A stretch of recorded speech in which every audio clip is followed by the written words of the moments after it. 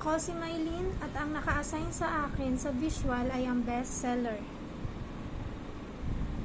Effective ang display na ito lalo na sa CPC shirt, men's, net cap, at polo shirt. Mabenta ito dahil dito sila kumukuha ng idea para sa mga rush customer na nagpapaprint. Sa bestseller wall display, wala naman po kaming kulang. At ang recommendation ko dito ay ang continue po sa promo para sa CBC Raglan dahil ito po ang pinakamababang sales namin sa bestseller. At same na din po sa drawstring bag. Naka-assign din sa aking visual ay ang sublimation ball. Ang effective na display ay yung aming polo shirt zipper at yung aming e-sports collar.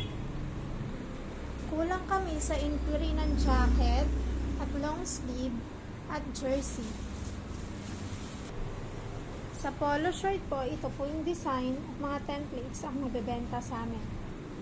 Ang recommendation ko ay magkaroon pa kami ng isang sublimation wall para ma-highlight naman dito ang ibang garments like long sleeve, sublimation jersey, at iba pa para nakikita po na meron ding available na ibang items sa atin.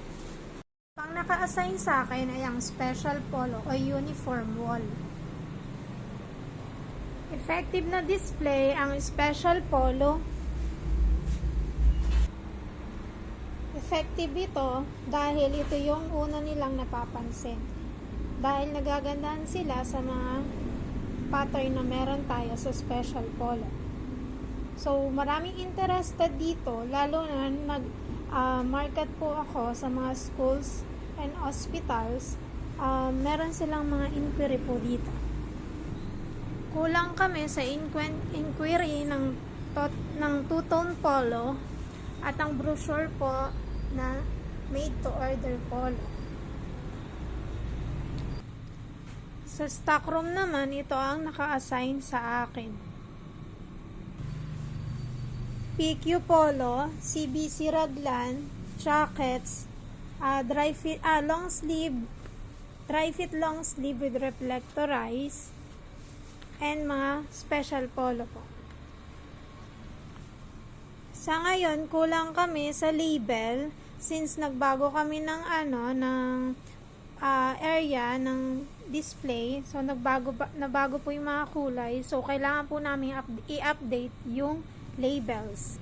Ang recommendation ko ay magkaroon pa ng additional rack para maging organized yung aming stocks since yung iba po ay mayroong magkakasama bawat sa isang rack may magkakasamang ibang item.